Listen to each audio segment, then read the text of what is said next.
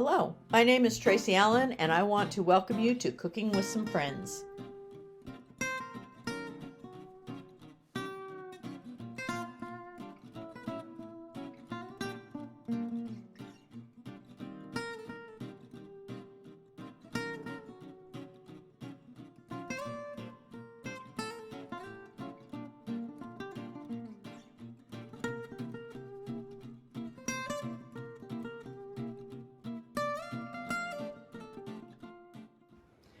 Hi everyone, and welcome back. Here at Cooking with Some Friends, I was just getting stuff ready and my oldest son came in. He's home from working in Texas and it's hot here, but I can imagine down there how awful it is. But anyway, it's great to have him home, and so I'm getting our supper ready.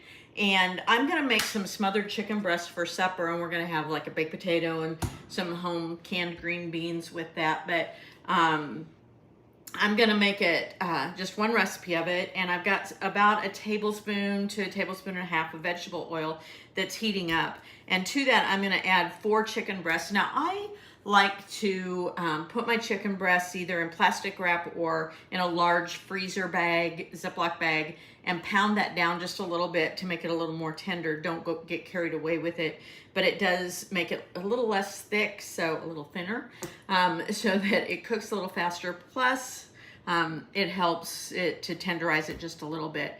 And so I have 4 chicken breasts that I'm gonna need. I have 8 slices of bacon that I'm gonna use, and I've got a couple of slices here that I'll season my green beans with as well.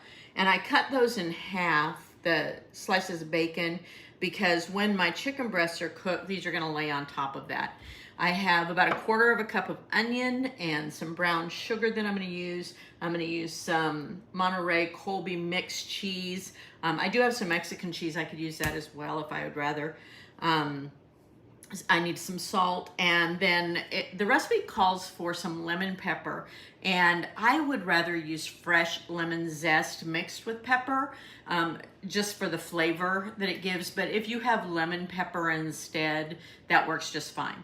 So when my oil heats, I'm gonna go ahead and put my chicken breasts in that to cook, and I'm gonna cook them for, I don't know, just 6 or 8 minutes on each side, just until they reach an internal temperature of 165. At that point, I have a plate out with some foil. I'm gonna tent those, take them out of the pan, tent those just to keep them warm while I get my other stuff ready. So anyway, so I'm gonna put my chicken breasts in.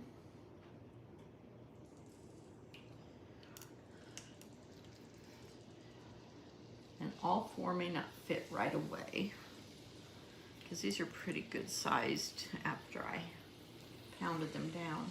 I don't want to overcrowd them, so I'll wait till there's a little more room for the 4th one. And then I want to add salt to each one. I can go ahead and season the one on my plate. And this is just to taste, so you decide how much salt you need.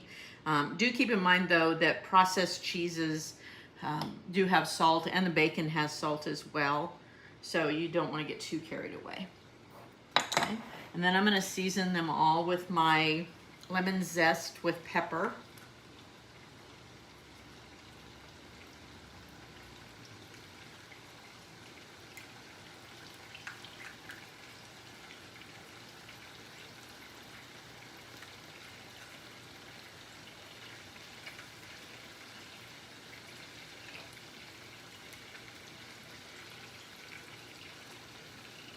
And then I'm just going to let those cook like I told you before. It'll take 6 to 8 minutes on each side, and then I will come back and show you the next process when I get those in that tented plate. I used my meat thermometer and got my chicken to, that's warm, an internal temperature of 165, and then I put it on my plate and I tented that over it. Now I'm cooking up my bacon, and normally I don't like my bacon overly crisp, but for this recipe, you need to have it a little more crisp than, you don't want it to be flimsy. Because the sauce you put over the top will also add some moisture to it. But I'm just gonna cook up that bacon, and then I'm gonna use the bacon drippings to make the sauce that goes over the top. My bacon is all done, and I drained off some of my bacon fat. I only need about 2 tablespoons of it in my pan, but I want to add that. And my stovetop's a mess because of the chicken and then the bacon. Sometimes I would do the bacon in the oven, but I had the chicken mess anyway. So anyway, so in my bacon fat, I want to add 1/4 of an onion that I've diced up.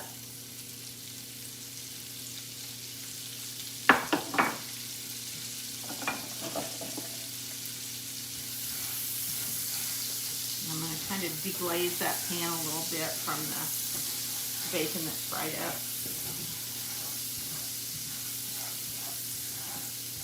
And I also want to add to this 1/4 cup of brown sugar. And I'm just going to cook this until the onions are tender. And then this and my bacon are ready to go over my chicken that I've cooked, and then I'm going to top that all with cheese, and we will have smothered chicken for supper. And this won't take very long, a couple of minutes, but again, this goes over my chicken, then my bacon, and then my cheese, or you can put your bacon and then the sauce. It doesn't matter which way you do it.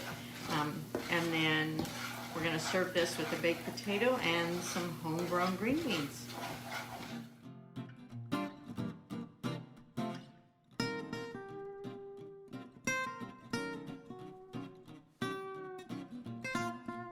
Hello, welcome to Cooking with Some Friends. We're going to make for our supper tonight a dish using some smoked sausage, and it's really going to German influence because of the sausage, but we're going to spice it up a little and add a little bit more heat to it. But in my pan, I have a couple of tablespoons of oil that I'm going to saute my onion in until it's translucent.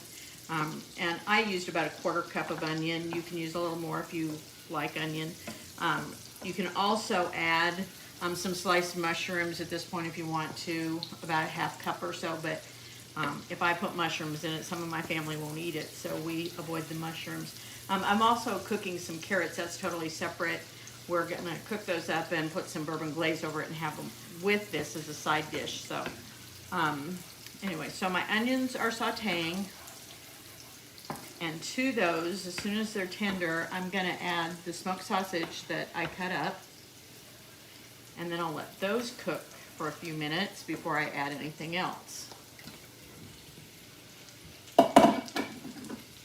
Brown up just a little bit. The smoked sausage is browning up nicely, so to that I'm going to put in about 3 cloves of garlic.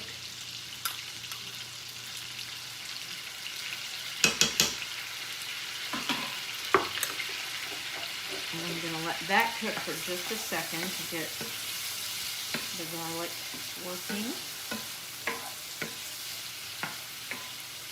And I have taken 2 tomatoes from our garden, and I diced those up, and those are going to go in, as well as 2 cups of chicken broth, some pasta, some spices, and some heavy cream. So add my tomatoes.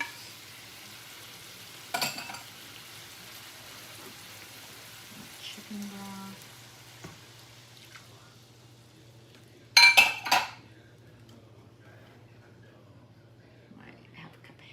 Cream, and this about 1/2 box of pasta.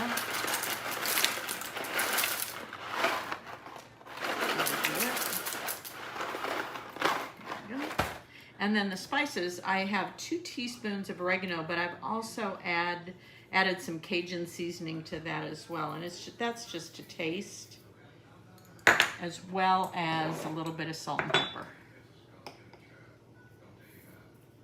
And the chicken broth will add some salt, so you won't need to add very much of that.